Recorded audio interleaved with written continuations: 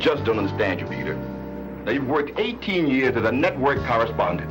Now you're telling me you're going to turn down the job as an anchorman. Now, why? Henry, I just don't want it. I don't want New York City or a desk job. I don't want to wear a suit and tie. I just want to be out there doing stories my way. For the whole country, for an assignment.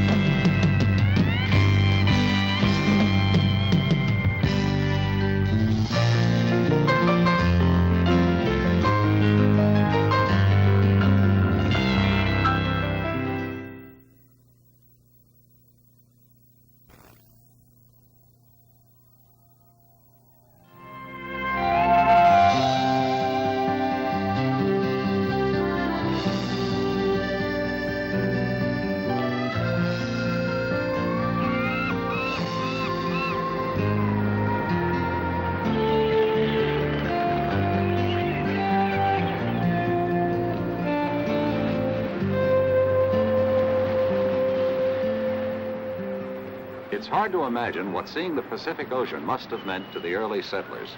Those first Europeans to reach this rugged Oregon coast. Now, there are modern pioneers. We're going to meet two of them today. They are...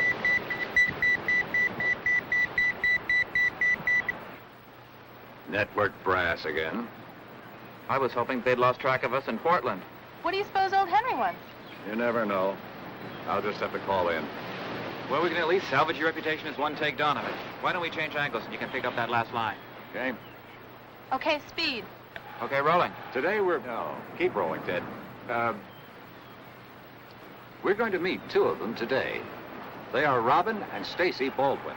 And what they explore are the outer reaches of man's eternal dream of flight. I hope that means they're airline stewardesses.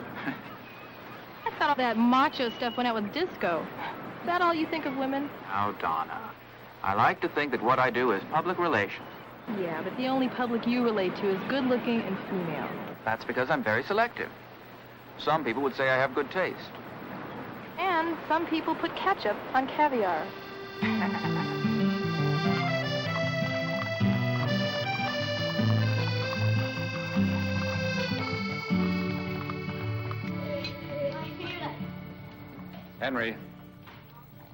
Henry, I know that would be faster, but it is not what we agreed.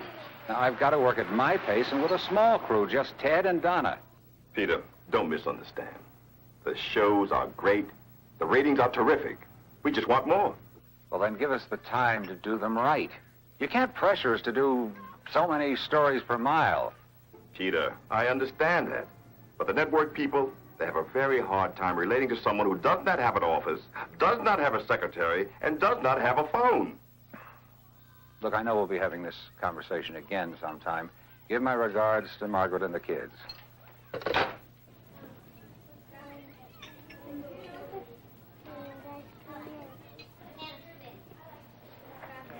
If this decoder makes any strange noises, you're to bury it in your backyard, you understand?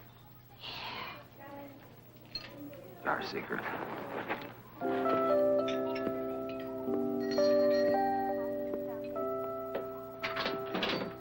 Aren't you Peter Donovan?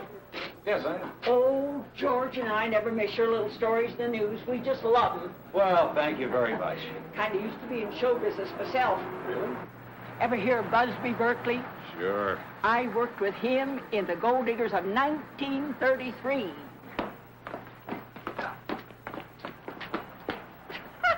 Irene, why don't you put that away?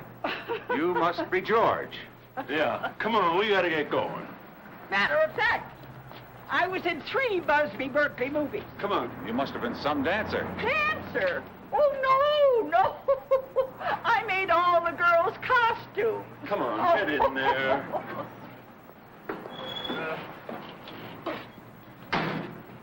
So, what you doing in Cooper's Bluff? Ever heard of the Baldwin sisters? Oh, sure, everybody has. They're mighty brave girls. People got a lot better things to do than go jumping off cliffs.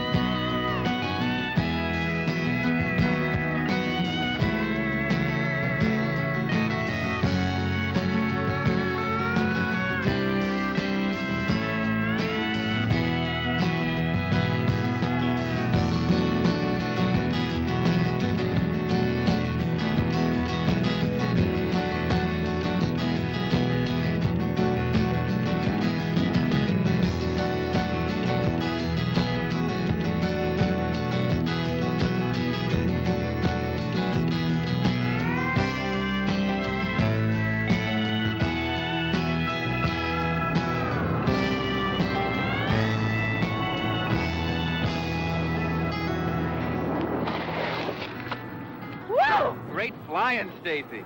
Peter, that was terrific. I zoomed right in on her face. It was really beautiful. I get the idea you liked it. Hey, Peter, have you thought about any POV shots? They might be really interesting. You know, you could mount your camera on the front of my kite here, and I could fly with it. Stacy, I think it'd be a little too dangerous. And the camera would make the kite nose heavy if you got dumped out of the thermal. I can handle it. Want to try it? I think we've got some good shots already, Stacy. If we make it too exciting, the network will turn us into an action-adventure series. Hey, Robin, why don't you let Ted fill you in on what we want to do next? You know, I've always wanted to try this. Don't suppose I could talk you into giving me a couple of free lessons. Want to try a tandem? Tandem? That'd be interesting. Think we can both fit into this thing? We can have fun trying.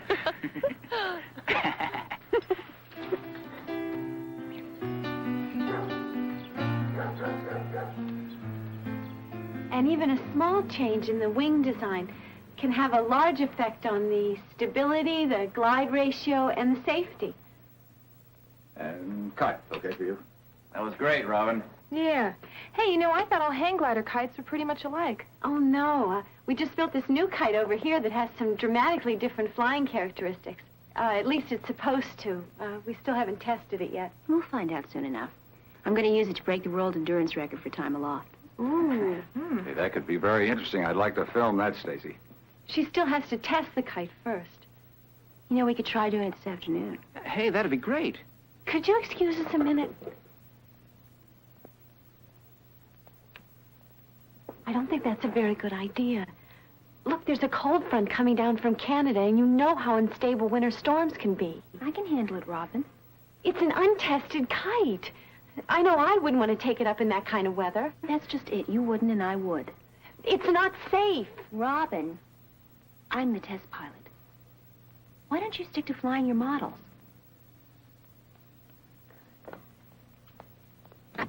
Are you sure the Wright brothers got started this way? I don't know. I wasn't there.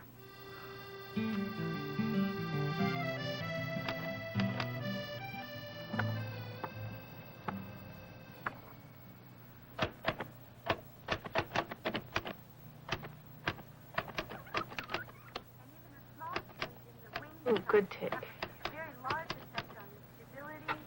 So you, think it was Stacy's fault? Huh? I don't think it was anyone's fault, really. It's just a classic example of what I was telling you about the other day. Oh, the The Hindenburg effect. No, the Heisenberg uncertainty principle, which simply states that some things can't be examined without your presence having a direct effect on them. For instance, like touching a snowflake. If you touch it, it melts. Aren't we being analytical today? Peter, it's true. When we come into a small town like this, just our presence can really affect people's lives. Well, maybe it does, but that's not always a bad thing. Oh, there's Ted.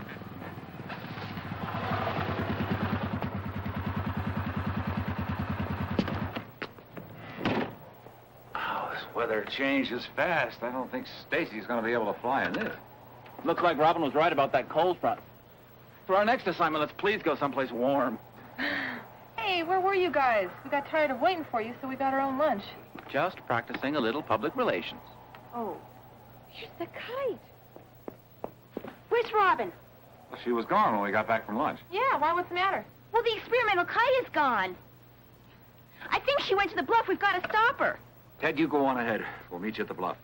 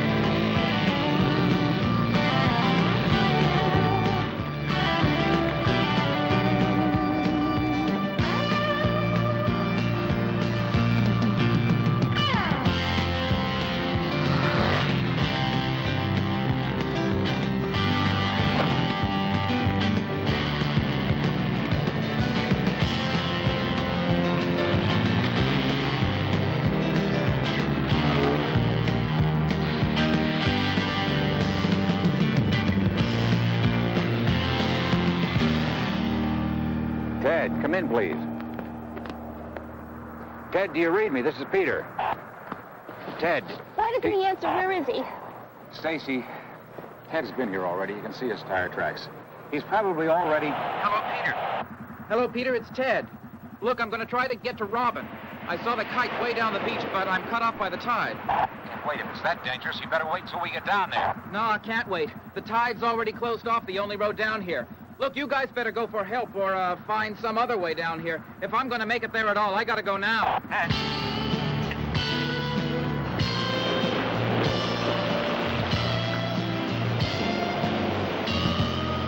Well, if the road to the beach is cut off, how are we going to get to her? Stacy, you know these bluffs. There has got to be another way down.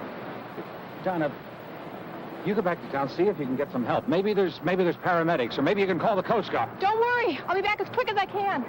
Come on, please, hurry. It'll be nice to. She'll freeze if we don't get to her.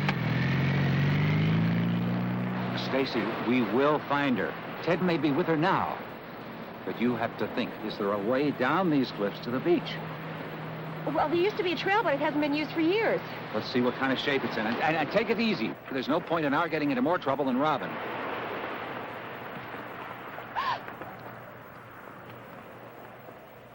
I don't know why she did this. Maybe to prove something. To prove what? Maybe that she's as good a flyer as you are. She is as good a flyer as I am, and she knows that. She's generally more cautious. And she wouldn't have done this if you people hadn't been here. Well, that's something to discuss with Robin. We've got to find her.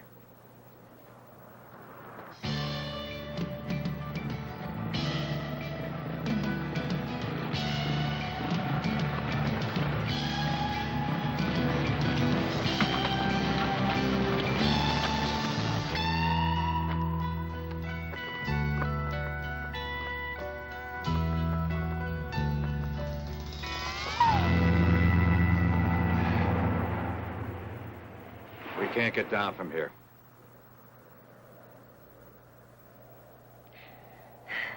I know she's gone. I just know it. Stacy, you don't know. I'm sure Ted's with Robin. The best thing we can do is stay here and wait for help. You know, you two aren't so different from Ted and Donna and I. How do you mean? Well, we've chosen our lifestyles. Being on the road, having our freedom, being our own bosses. When I'm on my motorcycle, I feel like I'm part of the environment, not just a passenger in a compartment. Yeah, when I'm hang gliding, you can feel the wind in ways you can't experience it on the ground. When Robin and I are flying,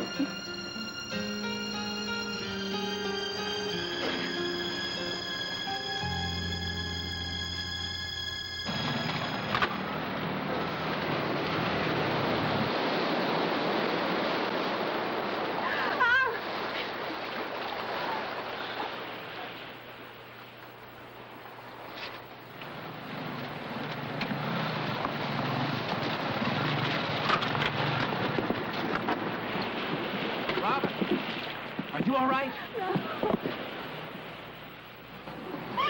Oh. Hold still.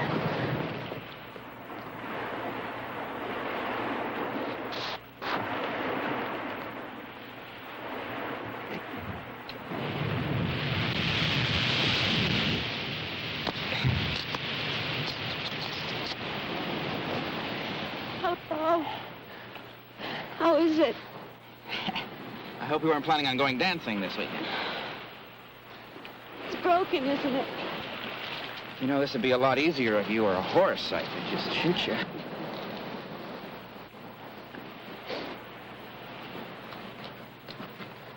One more. Ouch! Good girl. No, please leave me here. You know, listen. The tide is coming in fast. We're already cut off. We've got to move. I have to...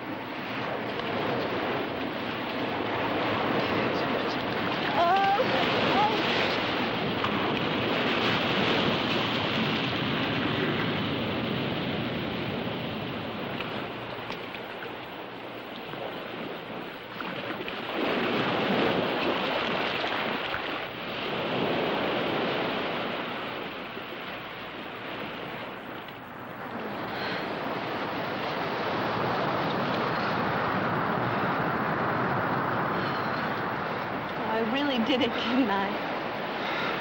I really messed things up for everyone. Don't worry about it.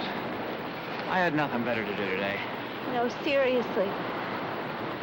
I mean, if I hadn't been so stubborn, none of this would have happened. I had some dumb idea I could fly as well as my sister. Hey, don't be too hard on yourself. I mean, have you ever seen anyone do anything so dumb? Huh? Have you? No. That was easily the dumbest thing I have ever seen in my entire life. Look, Robin, there's a good chance we may have to spend the night here. Now, I know it's not going to be easy. It could get wet, and it's going to get pretty cold.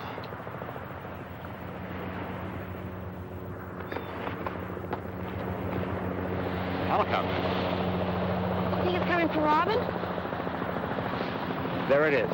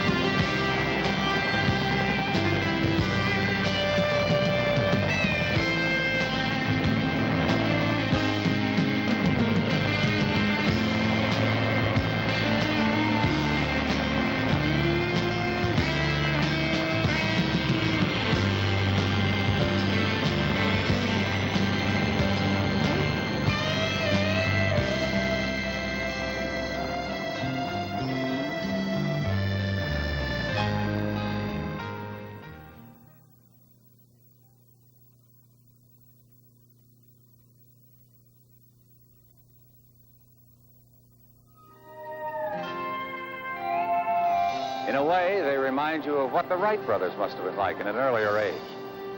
The Baldwin sisters may never change our lives quite the way those bicycle repairmen did. But the two of them have learned to work together towards fulfilling those same dreams of flight.